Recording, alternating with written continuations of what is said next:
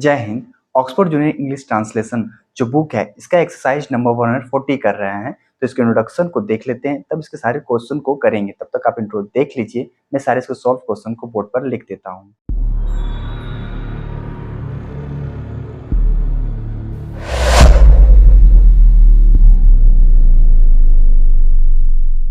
Oxford junior English translation exercise number 40 का जो solve question इसको बोर्ड पर लिखती हैं। आइए इसे देखते और समझते हैं। सबसे पहले क्या लिखा गया है कि रिलेटिव क्लॉज क्या होता है।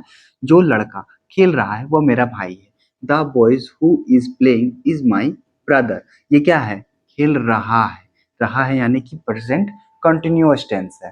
ठीक है। जो लड़के खेल रहे हैं वो मेरे दोस्त है। The boys who are playing are my friend. तो यहाँ पर देखिए, यहाँ पर लड़के खेल रहे हैं यानी बहुवचन का बात हो रहा, तो यहाँ पर आर लगाए हैं। समझ में आया बात आपको? जो गाय चर रही है वह मेरी है। तो the cows who are grazing, जो गायें, ठीक है, यहाँ पर क्या होगा? गायें चर रही वो मेरी है। The cows who are grazing are mean, यानी कि मेरी है। जब हम किसी पर अधिकार जगाते हैं तो मीन का प्रयोग करते हैं, माई का नहीं। जो लड़का चोरी करता है, प्रेजेंट इंडेफिनिट टेंस है, तो इसको देखते हैं यहाँ पर कि the boys who still gets punishment. पाता है, यहाँ पे लास्ट में क्या है? पाता है। The boys who still gets punishment. समझ में आया? इन वाक्यों में who is playing, who are playing इत्यादि रिलेटिव क्लाउज हैं।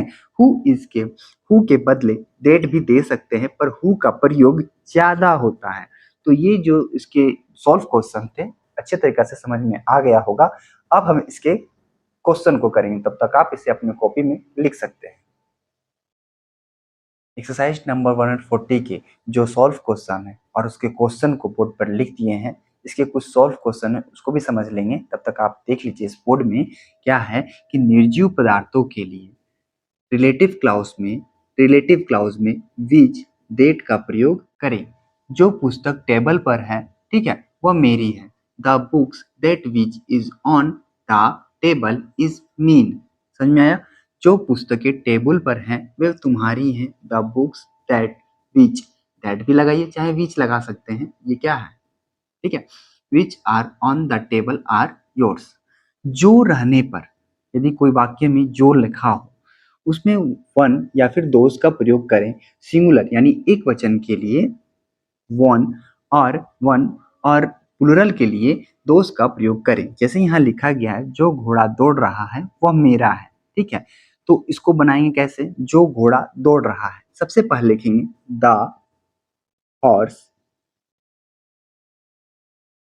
Who is running is mean. आया समझ में कुछ? कि जो घोड़ा दौड़ रहा है, ये एक्सरसाइज नंबर 40 स्टार्ट हो गया है। तो जो घोड़ा दौड़ रहा है वो मेरा है। The horse who is running is mean. जो घोड़े दौड़ रहे हैं वह मेरे हैं। इसका भी उसी तरह बनेगा। The horses who are running are mean. The horses who are running are mean. जो बच्चा खेल रहा है वह मेरा बेटा है। जो बच्चा, the boy who is playing is my son. ठीक है। जो बच्चे खेल रहे हैं वह मेरे बेटे हैं। तो देखिए यहाँ बच्चे हैं और बच्चा है, तो आप बॉय लगा सकते हैं या फिर चिल्ड्रन लगाइए। हम तो बॉय लगाए हैं, आप चिल्ड्रन लगा सकते हैं या फिर इसको हम चिल्ड्रन बना के बना सकते हैं। तो लिखेंगे यहाँ पर द चिल्ड्रन, एस लगाएंगे क्योंकि बच्चे हैं। आप यहाँ पे बॉयज भी लगा सकते हैं, कोई दिक्कत नहीं होगा। The childrens who are playing are my sons. The childrens who are playing are my sons. आपको ये पूरे बोर्ड में जो लिखा हुआ दिख रहा है, अपने कॉपी में अच्छा तरीका से लिख करके समझ सकते हैं। और यदि नहीं बनना है तो आप इसे देख करके अपनी कॉपी में लिख सकते हैं। बाकी बचे हुए क्वेश्चन को भी समझेंगे, तब तक आप इसे अपनी कॉपी में लिख लीजिए। एक्सरसाइज नंबर 140 का ये जो क्वेश्चन है 10 तक ही क्वेश्चन अभी इसमें लिखे हैं, इसके बाद और भी क्वेश्चन है, इसको बनाने की कोशिश करिए। जैसे 3 तक बना चुके हैं, इसको बनाइए। जो गाय काली है वह मेरी है। तो सबसे पहले क्या होगा कि जो गाय है तो यहाँ पर क्या लिखेंगे, the who is black is mean, the cow is black is mean, जो गाय काली है वह मेरी है। ठीक है,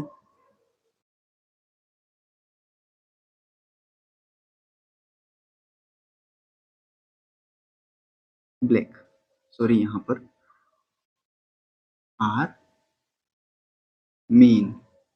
ठीक है, the cows who are black are mean, जो गाय बहुवचन है ना, तो the cows who are black are mean. जो लड़का वहां है वह मेरा भाई है। इसके लिए क्या लिखेंगे, the boy who is there is my brother, is my brother, THER, brother. जो लड़के वहां हैं वह मेरे भाई हैं। तो यहाँ पे वही होगा, the boys who are there are my brothers, the boys who are there are my brothers. तो ये हो गया, जो कठिन परिश्रम करता है वह सफलता पाता है। इसको कैसे बनाएंगे, सबसे पहले लिखेंगे यहाँ पर one who works hard get success. जो कठिन परिश्रम करते हैं वे सफलता पाते हैं। ये आ गया, देखिए बात समझिए। जो कठिन परिश्रम करता है ये सिंगुलर का बात हो रहा है, जो कठिन परिश्रम करते हैं ये प्लूरल का बात हो रहा है। तो यहाँ पर क्या करेंगे कि यहाँ पर जैसे वन का प्रयोग किया वहां पे हम दोज का प्रयोग करेंगे। तो those who work hard, work hard get success, SUCCESSUCCESS। ठीक है, आगे समझ में कि देखिए जो परिश्रम करते हैं ये बहुवचन है, इसलिए यहाँ पर दोष का प्रयोग किए हैं। Who works hard get success. जो कुत्ता भौंकता है वह नहीं काटता है। इसको कैसे बनाएंगे, the dog who bark does not bite. ये हो गया एक्सरसाइज नंबर 40 का। जो अभी तक 10 तक के ही क्वेश्चन है कंप्लीट हो गए हैं, बचे 3-4 क्वेश्चन, उसको भी देख लेंगे। तब तक आप इसे अपने कॉपी में लिख सकते हैं। यदि बन गया है तो उसे टिक लगाइए, जो नहीं बन पाया उसे अपने कॉपी में लिखा देख करके लिखा जा सकता है। एक्सरसाइज नंबर 140 का जो बचा हुआ क्वेश्चन उसको बोर्ड पर लिख दिए हैं। आइए इसे देखते हैं और समझते हैं। सबसे पहले, जो कुत्ते भूखते हैं वे नहीं काटते, तो इसका क्या बनेगा, वही चीज है। तो यहाँ लिखेंगे the dogs who bark do not bite,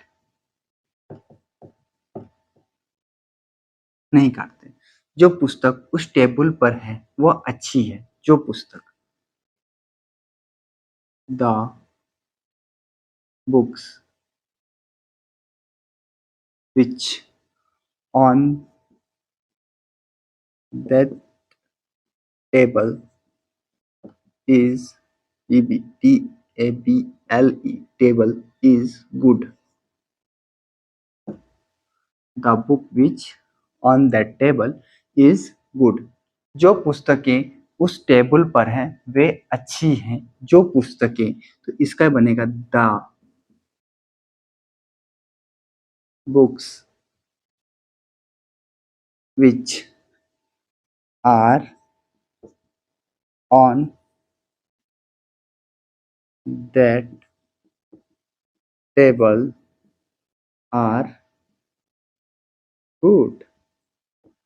ठीक है, यहाँ पर भी यहाँ थोड़ा सा गड़बड़ हो गया था, यहाँ पे इज छोड़ दिए थे। तो the book which is on that table is good, the books which are on that table are good. Exercise number 140 complete हो गया है। आशा करते हैं कि जो हम बताते हैं आपको समझ में आता है, तो चैनल को सब्सक्राइब और लाइक जरूर करें। और एक्सरसाइज नंबर 141 देखना चाहते हैं तो यहाँ पर आ रहा होगा। तब तक के लिए जय हिंद, धन्यवाद।